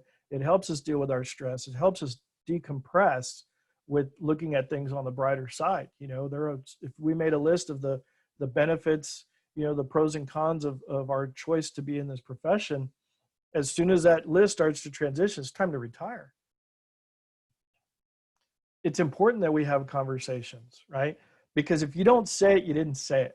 And so this was something that I used to do, especially as a commander, as a supervisor, was I'd say, hey, let's have a chat. Don't compromise me. And I'm going to tell you the things that I will and that I won't do for you. I'll go through a door with you. I will back you. My blood runs blue. I believe in this as a vocation. And I love what I do. I love being a cop. I love serving the community. I'm going to make sure that you go home at the end of the day. Every one of us are going to back each other up. But the one thing we're not going to do, we have to say it, and I'm saying it right now, is I'm not going to lie for you. So just because you get into a sling, don't dig yourself in so deep that you can't get out. I can help you by telling you how to make the right decision, by telling you to stick with doing the right thing, but I will not lie for you. And that's a conversation that has to be had. I teach this class in Mexico to police commanders on behalf of the State Department. And I tell them, look, man, if you want to get rid of that reputation of being crooked and corrupt, then you have to have this conversation, because cops have a way of drawing each other in, man. These are the people that have saved your life. These are the people that have got into fights with you. These are our brothers and sisters. They're the ones that run towards the threat, not away from it. You know, they're courageous, but do they have moral courage when it comes to making the right choice? Do they make the wrong choice because they believe in the cause, because they think, hey, you know what? I really feel bad for this victim. I'm going to beat the crap out of that guy, and because he's a jerk and he deserves it. And then you're going to back me up on that. Well, they just compromised you. They compromised your integrity and your ethics. You have to tell them in advance, don't do that, because I'm not going to back you up. It's important. What do we agree to as cops? What do we actually say that we're going to do? What does the community expect of us? Knowing that we have to have their trust. We see the community this way sometimes. We see us versus them, confrontational, right? I want you to look at this list, and I'm going to tell you, you're not going to agree with everything on it, but you actually agreed to do it. Every one of us did. We all agreed to every single bullet point on this list. The one that I always get the most flack for is the last one, right? Responsible for your own training and performance. Like, I'm not responsible for that. My agency is. Now, they might say, oh, well, you know, no, they didn't send me to training. Get it. I got it. You know, on liability, you know, if I give you a rifle, I should train you how to do it. But when we accepted our license, we also accepted the fact that we have to maintain our license, and we are responsible for that. Now, if our agency provides it, then awesome. You know, maybe that's something that they did for us. But I will tell you that every one of us gets, when we first got our license and every time we advance our license, we get the Law Enforcement Code of Ethics. And every one of these bullet points, guess what? It's in there. And we swore this oath, and we swear this oath every time we accept a new level of responsibility in our training. Every time we take the new supervisor's course, it's in there for our first time as being a supervisor. When you get your basic, your intermediate, your advanced, and your master peace officer, for those of you who have those, there's a copy of this. There's a scroll that's behind our certificate. It's a code of ethics. This is what we agreed to. And if you look at the last highlight here, it says, I alone am responsible for my own standard professional performance, and will take every reasonable opportunity to enhance and improve my level of knowledge and competence. We're responsible for our own training, right? Let's talk about our role, right? So the description of the ethical role is to act in a manner that reflects belief in the fundamental value of ethical behavior and in application of this value to our job. I need to take that word out. I don't like using job, but it's to our vocation. To conduct daily activities in an objective manner, right? Striving to be uninfluenced by emotion, personal feelings, or insufficient evidence. And to provide objective and constructive assistance or information to all persons, regardless of personal feelings, right? It's hard. We're human beings, but we have to find a way to be cognizant of it, to be objective, and to deliver the message, to be professional, right? The problem with all of this is that we bottle up some things. We still have personal feelings because we're human beings. And I'm going to address this as we get towards the end of the presentation as to how we can do that. So it's just another quote here. Ethical behavior involves the definition of achievement of what is good or bad, right or wrong, in relation to moral duty. Look, it also includes the need to act in accordance with principles of right or wrong. All right? In the study of ethics, it's critical to understand the motive is as important as the act. So it's concerned with encouraging you to do what you know you should do. And we have to consider everything, both sides, all sides, even if it's a cop, right? For those of you all who have ever worked internal affairs, you know, that's really challenging, but it's something that I think every officer in their career should spend some time in internal affairs so that they kind of reset their clock on hey, you know what? We have to hold each other accountable. We have to maintain the standard for the betterment of our vocation for all the other people who wear different badges out there. We represent something that's much bigger than us. We represent the criminal justice system. We represent elected officials. We represent the people, you know, to some extent, right? We actually liaison with other agencies, and we should do so professionally. We should maintain good, healthy relationships with others. But objectivity is the key, man. We have to be objective. We can't bring in our personal feelings. We have to look at all the evidence. And I'll tell you what, on the Brady list right now, these are examples of things that have occurred, right? They call it the liars list. If, you know, there's things that we have to disclose in discovery. We know this as investigators now, and it sucks, right? It sucks to have to turn things over. I remember when I was in training early on as a criminal investigator, and I'll tell you this openly and honestly, when I was in training in CID, we were trained to build up our case. And once we had that case and we met the elements, we turned it in. Bam, I got enough, off it went. And it wasn't about building a defense. It was more about just build up a case and file it. Now, as the rules have changed, you know, disclosure is all about, hey, did you find anything that could have led to their innocence? And it used to be this balancing act, like, no, that's not my job. My job is just to build up a case. Well, now as investigators play this role in which somebody's got to be fair. Somebody has to look at everything.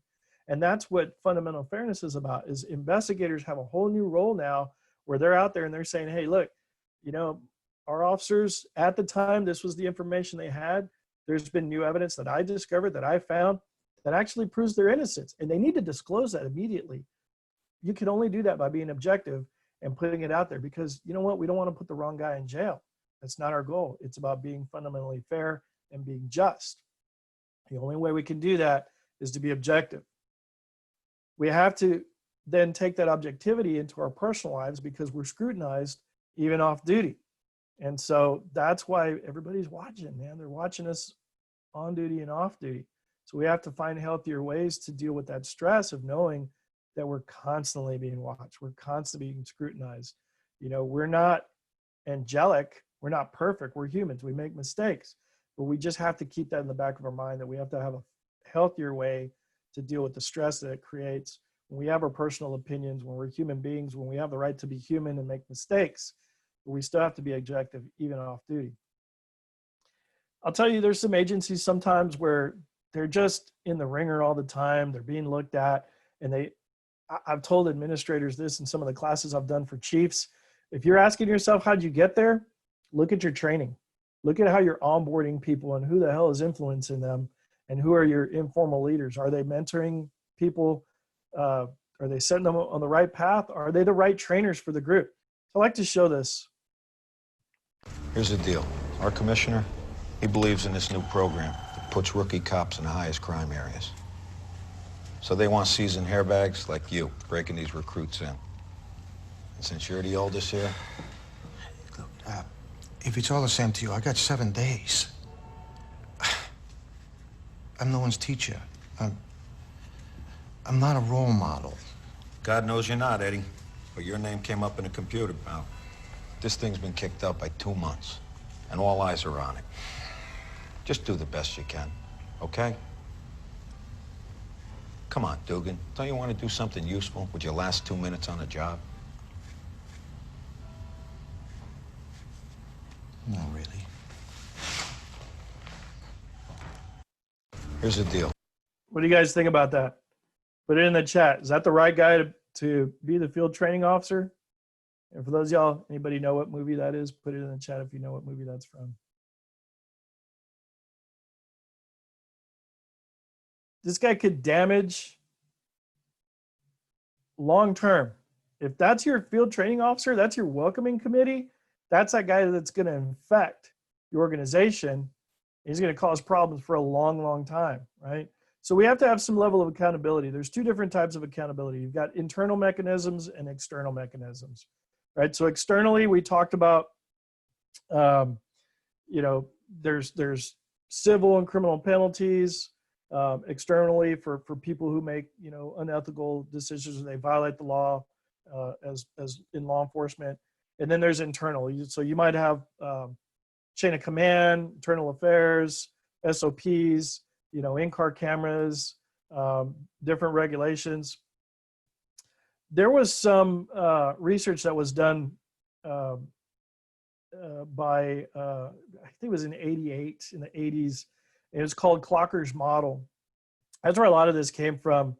So you're going to see some stuff you might have seen a long time ago, but it's still actually valid today. So I said, look, there's some problems with accountability. Most of the time, cops are out there on the street. They're by themselves. They make decisions on their own. You can make the policy manual huge, small, but for the most part, they decide. They're working on their own. They're out there on the streets. And I really like it when I see policy manuals that or policies that are created by where you have some input from the field training officers, the boots on the ground, the people that know these things. I always hate it when you have a policy that is nicknamed somebody, right? Oh, that's the Joe policy, or that's the John policy. Why? Because it's something that was written after the fact that nobody ever is going to do again. Sometimes it's just a training issue, but then you start to get these stacked up policy manuals, and people really cops, line officers they begin to resent that. And then you start to see this push away from practice versus policy. If administrative oversight mechanisms are used to control behavior, then sometimes they're going to resist, right? Hey, don't tell me how to do my job. If you're going to stand there and tell me how to do my job the whole time, then you go out on the streets. What do you need me for, right? So that micromanaging mindset sometimes comes out. Or, oh, you're going to go out and hire a bunch of Boy Scouts, with no level of experience. And these are the guys that you're going to promote. You're going to put them as supervisors, and they've never got any street experience. So you get this culture that happens sometimes. But in Clocker's model, they talked about how officers get to a certain point sometimes. They get frustrated with some of the mechanisms that are in place. They see injustice and they care about the greater good, so to speak, right? They care about the victims. They're tired of going to the same house where domestic violence happens over and over again. And it's time for an ass whooping, man. I know this guy's going to bond out, but if we see that squirrel come across the road and we slam on the brakes just a little bit harder next time, might just knock his ass out and we don't have to go back there anymore. They call it the smell of the victim's blood in the theory, right? Police are aware of their victims. They're frustrated with the system. There's also the concept of the tower, where law enforcement run towards things that most people would run away from. And the research also said that there's what's called the corruption of the noble cause, right? It's the officers internalize that they are the sole reason, and they're the guardian that is out there solely to make the world a safer place. What winds up happening is they do it by any means necessary. And so that's what happens is, police start to violate the law. They start to violate policies. There's little subtleties that are early on indicators that we're headed that way. Any of y'all know who Dirty Harry was? Put it in there if you do know who Dirty Harry was, right? And there goes your age again. But in Clocker's model, it was 1983, they called it the Dirty Harry problem, right? It can arise where restrictions are placed in police methods. Dirty Harry didn't like the rules, right? So who is Dirty Harry? Do you remember the actor? Put his name in there. Clint Eastwood, that's right. Ed got it. So the thing is identifying and making sure that everyone is aware, from the line officers all the way to administrations, not covering that up, right? Not making excuses for it, not saying, oh, but the guy's a really great officer. Oh, he's got a lot of excuses. The actual occurrence of good ends can never be known for certain, right? Because cops are out there and they're putting bad guys in jail. They don't understand how that one action affects the bigger picture, because they see the guy back out, they get frustrated. It's important that at every level that behavior is discouraged.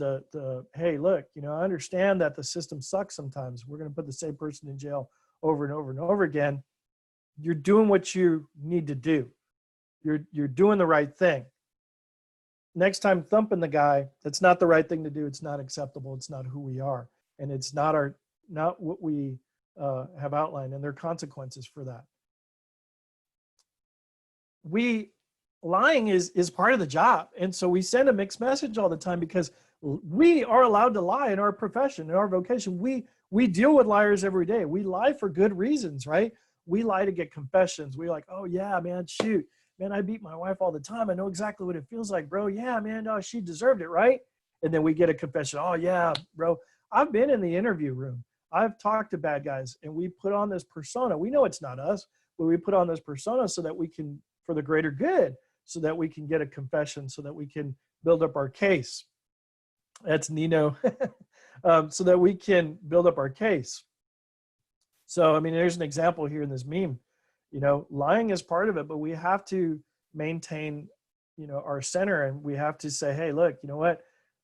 That's part of what we need to do in our job, but we can't lie about on police reports. We can't forge documents. We can't, plant evidence. We can't do those things. That there is a separation. So there's a difference, right? Physical courage, every one of us have it, man. We'll go through that door not knowing what's on the other side. But moral courage is what's most important. Moral courage sometimes is challenging for some officers, and it shouldn't be, because the leader has a very important role. Our supervisors, us as leaders, we have a very important role. And there's a book called From Good to Great, and it's by a guy named Jim Collins, and he looked at some of the most successful organizations and how they became successful. I like that book, and I try to use it in some of the supervisor schools that I teach. You've got a role as a supervisor, right? The first thing you got to do is get the right people on the bus. You got to deal with the team you're given, right? Let's say this was the NBA. We're a coach, and we're sent to go. I don't want to bash anybody, right? So we're sent to be the coach of the Mavericks, right? We're like, man, I don't know if they're all players. They all have their highs and their lows, but at some point we might have to cut somebody. All right, we got to get the right people on the bus. We got to get the wrong people off the bus. In order to be successful, we have to put those people in the right seats.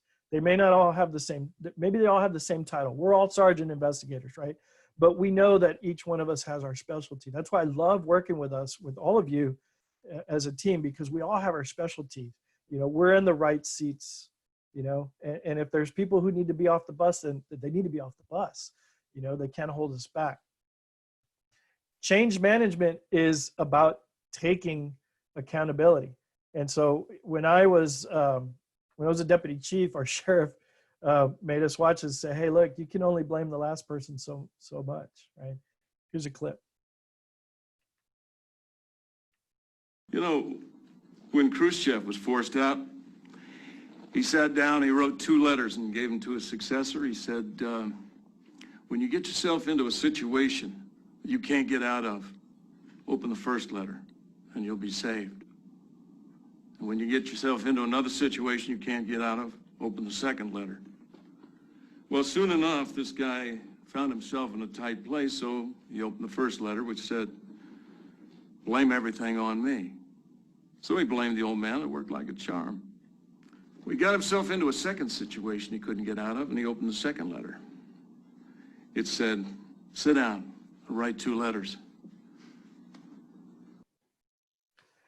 You know, I'm sure You know, we've all seen that happen, when right? So a new administration comes in and they sit there and they blame everything on the last administration. Now, you know, to some extent, maybe some of that's true, right? Where maybe they put some things in place that, you know, they were out of their control at the time. But you can only blame that for so long. There's things that in change management that I had to learn. I've been tasked with implementing change management in at least 2 organizations that I've come into. One was, or both of them were academies, and I was told, hey, look, you know, in one case, everybody was fired before I came in, and I had, you know, had to carry over some of the staff and fired for ethical violations. One of them was stealing money, and won't go into that. But, you know, I had to look at what can I do immediately to address the needs of the team, of my staff. And so one of the lessons that I had to learn was not to ignore the low-hanging fruit, because it's those little things that have compounded over the years for those groups of people who've been in these organizations much longer than I was. And it's just a lesson I learned the hard way in at least one instance, was that there are things that we can change as new leaders immediately, and they're simple things. It's all those little things. While we know what we have in mind in the long-term goal that we've always wanted to do, that we're like, man, I got this new team, I'm motivated, I'm excited. They're going to take us time they're going to take a long time to do.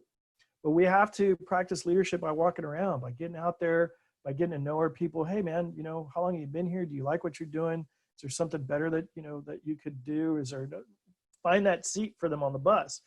And they'll tell you outright, or you'll find your informal leaders who've been around, who talk, you know, somebody will open the door to you. And those are the people you need to look for. So we got to look for those informal leaders. Those are those people who have the sub meetings that everybody kind of hovers around. So you'll have a staff meeting and you'll give your, you know, this is the directive, this is what we're going to carry out. And then everybody leaves. And then they'll go have their little sub meetings. Whoever's leading that sub meeting should be your partner, because that person's going to give you the no BS feedback, right? Hey, yeah, you know what, the guys like that, but there's something else that they've been wanting. Pay attention to those things, right? Empower people, give them achievable goals, you know, get rid of those organizational terrorists, man. I call them the terrorist chicken, right? If you got a group of chickens and they're all clucking and pecking at the same time and they're having, everything's going well, right? You've got that negative energy, that terrorist chicken that just blows himself up, that just causes a stir and gets everybody the bird flu, right? They're just infecting everybody. Get rid of that person. Find them, isolate them, get them off the bus. The simplest recognitions are the most meaningful. You know, hey, thanks, great job, thank you. We can all do that for each other. All of us are going through something right now. We're all, you know, having to make adjustments, technology, finding you know, it's difficult. And I love you guys. I love you. All right. That's a hard word to say for some of y'all, but I love you guys, because you guys have welcomed me. You've helped me along. You've helped me find my office, you know, when I'm lost. I mean, thank you. Those little things we can say to each other. I'll go through a door with any of y'all, you know, so everybody needs to understand their role and their function in the big picture. And so I say that not just for, you know, for our supervisors. I'm not here to tell our bosses how to do what they do best, but I'm here to share my experiences in change management with everybody. Strategic planning is how you get it done, right? We have a mission, we have goals, we set achievable objectives, and we check them off as we go. I really love our administration right now because we've had these meetings, right? Every time we have meetings, we have subcommittees. They're following this model, and I think it's fantastic. But we can all follow that model in our own projects, in our own courtrooms, with our people, with our smaller teams. We should have a mission, we should have goals, we set achievable objectives that we can check off as we go. We understand how our role has an impact on the big picture, and we recognize our leadership responsibility. And by doing that, it's sustainable. We need to leave this place better than it was before. And the places we've left, if we created a process, that's legacy, if they're still doing it today. How many of y'all have ever been at a place where somebody leaves and everybody's like, oh man, you know, that sucks, Joe left, and Joe was a great guy, you know, and he left, he's not here anymore, and nobody's gonna do it like Joe. Well, that sucks, because I'd hate to be Joe, to leave and say, you know what did I leave them behind? Nothing, they're not going to carry it on. Either the administration didn't back them, they didn't recognize them for their role and their contribution, or the people didn't feel that they were empowered enough to carry on that legacy. We still have a role now to be able to mentor people because we liaison with every agency out there. If you see a young officer that wants to learn, or they wrote a poor report and you see them in the courthouse, talk to them. Tell them how they can build a better case, mentor them and help them, because this should be part of every one of our strategic plan. Let me ask you this. When we look at standards, right? I want us to understand this. I'm going to give you this hypothetical and I want you guys to answer. You got two pictures up here. There are 9,728 planes carrying 1,270,406 people in the sky at any given time, except right now, right? There's 102,465 flights a day. Of course, I got this data before all this stuff happened. If I'm the head of an airline, the large airline, right, the one on the left, and I say, guys, pilots, you've done a hell of a job. Awesome job, man. People are flying all the time. We haven't had a crash in a while. You know what I decided? I decided, if you guys want to crash a plane, not a problem. Go for it. You get one a year. All right, pilots, it's on you. If you're having a bad day, you don't have to blow yourself up. Don't kill everybody. But if you just want to skid it across the road, you get one free pass. Not a problem. You're good to go. Put it in the chat. How many of you guys, how many people do you think that would impact? Just an estimate. That one decision from the large airline. How many people do you think that would impact? Pose that to you.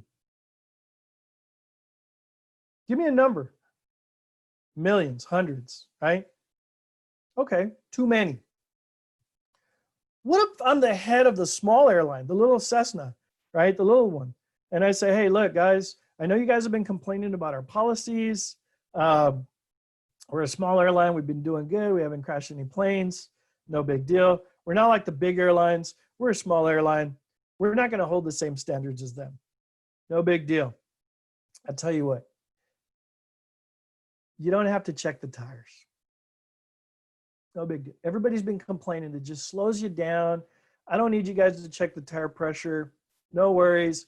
We're going to change the standard. You guys have been complaining about it. We haven't crashed a plane in a while. How many people do you think that would impact?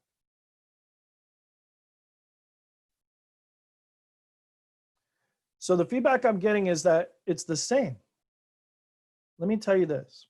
When we go off our standards, when we back off of what our standards are, there are some professions that are so dependent on their standards. I mean policies, I mean our actions, our conduct, that they impact so many more. When we stray from our standards, from our ethical standards, when we change those standards, when we minimize things, we've worked so hard over the generations, over the years, to build our profession. If we allow any one person to break that down, that choice, that decision can impact millions. So having said that, there are guidelines that are out there. Not too long ago, there were some reports that came out, some good stuff that came out of it. 21st Century Policing Report. If you ever get a chance to read those guidelines, or if you were on any of those committees, to be able to look at some of the guiding principles, it came up with 6 pillars. Pillar number 1 was the most important. It was called building trust and legitimacy. Pillar number 2 was policy and oversight, because policy is there to protect us. Policy is there to say, hey, look, these are standards that are acceptable by the community. These are standards that our officers are carrying out. And if the officer is following those policies, then they were built by the best practices that our community, the rules essentially that they gave us. And as long as we're functioning that, then the community, yes, the officer was found not guilty. Yes, the officer was acquitted. Why? Because he was acting under the guidelines and the principles that are accepted by the community as a whole. Those are protecting us to protect you, essentially. Technology and social media. I know these are some of the struggles that people have. And we're working on those right now, actually, to get you the technology that we all need to function. Training and education, and wellness and safety. Haven't hit too much on wellness and safety, but I will. All that stuff, all those challenges, Clocker's model, everything else says that we need to understand ourselves. All right. This is fairly new. If any of you guys have ever taken an emotional intelligence class, you know, it's not about kumbaya and hugs and all this other crap, right? It's about sustaining our life, understanding why we respond the way we respond, and understanding our partners and how they respond. There's some real science to it, and it makes sense. And a lot of us have been doing it. We just didn't know what it was called at the time, but we have to work on our stress management. I know way too many cops that they start out as adrenaline junkies, and they're building up, you know, that adrenaline. Then our eating habits start to change. That constant elevation and dumping of adrenaline, constant, it builds up our stress. It feels good at first. We're nice, we're young, we just got out of the academy, we're working out, we're eating right, and we can't wait to get into the fight. A lot of us still, I like jumping into it sometimes myself still. But if we're not managing it, and we're dealing with the worst of the worst, and we're having to put on this persona, that we're having to lie, we're having to not get upset over the things that people are telling us, we're having to look at these images, we're having to find, we're not allowed to say inappropriate jokes, we're not allowed to do this, we're a new policy, new technology, comes out that we don't know how to use. All this stress compounds, and it starts to break us down. Our body can only take so much, right?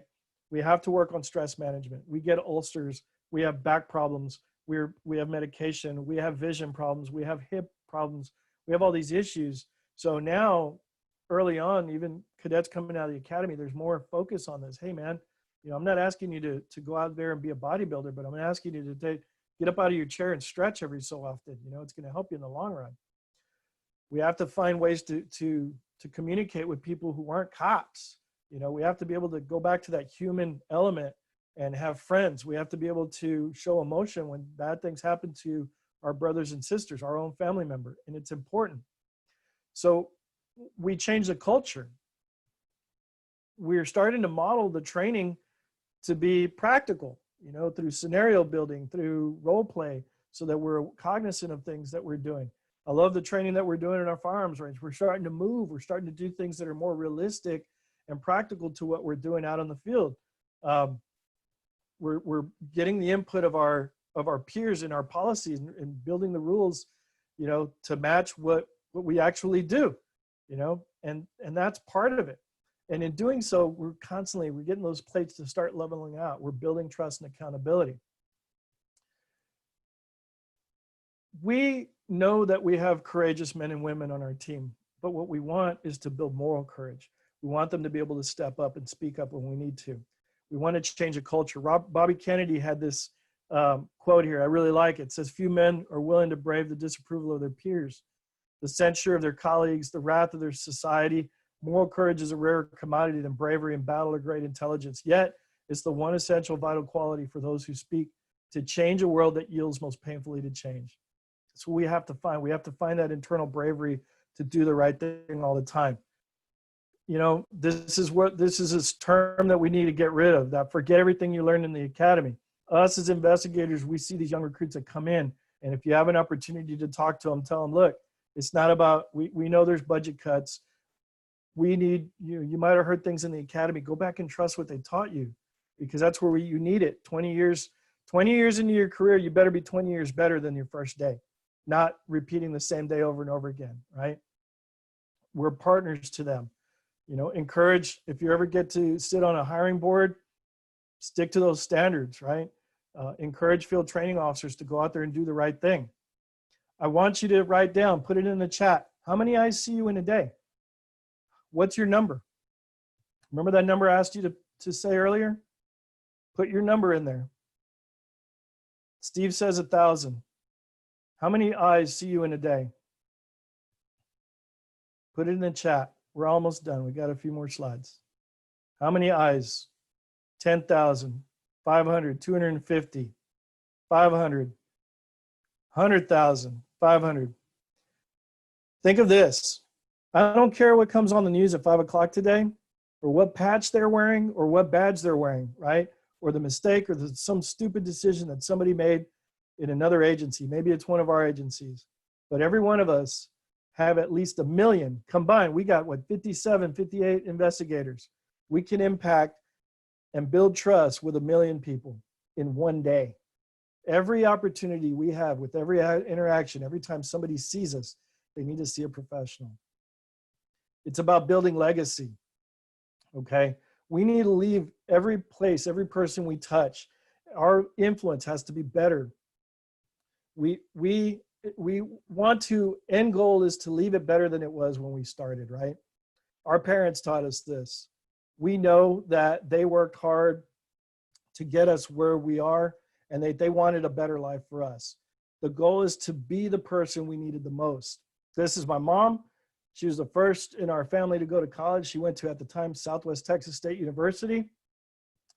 She took a picture with me and she said, hey, you got to go to college, right? This was our family goal. The picture to the right is me in the same lawn at Texas State University, and my mom took this picture of me and my son paying it forward. It's about mentorship. Real quick before we run out of time, put one word in the chat that defines you. One word. One word. If it's trust, honor, respect. Mine is character, right? That's the thing I strive for. There's integrity. Thank you, Mike. Loyal, respect. Put one word in there. Respect, character, I like that. He's real, I like that. Fidelity, integrity, loyalty, dedicated, honor, moral, trustworthy, fair, I like that. Service.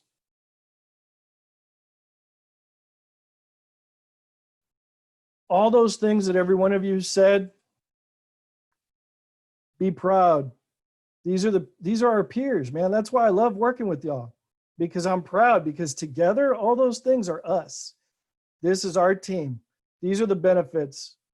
When we embrace a culture, we build a foundation that has no ceiling, that has never-ending floors. And so together, the work that we do, working together, all of y'all representing those words, anyone that comes after us can build on those floors. They can build and build and build, and it's limitless. So take pride in those words, but hold everybody accountable to those words. We said them today, we put them down in writing, and I'm going to hold you accountable to it. I expect y'all to hold me accountable the same way. We are building strength, we're building our personal wealth, and we're modeling legacy by doing it. I end with this slide, guys. If any of y'all have any questions, comments, or concerns, if there's anything that you want to hear more, if you thought it was all, a bunch of baloney, kumbaya stuff, let me know. You're going to get an email tomorrow with the course evaluation. Give me some feedback. Let me know. I've got a few other topics. Just to let you know, I'll probably put out another class today for next week that I'm doing on mental health and the Sandra Bland Act. So hopefully you guys all were able to hear all the videos and everything. Hopefully everything worked out great. God bless y'all. Thank you guys for being my teammates. I appreciate y'all very much. I love you guys. Be safe. Please pray for those who are sick. We'll all be together pretty soon. Y'all be safe. Have a great one. Bye-bye.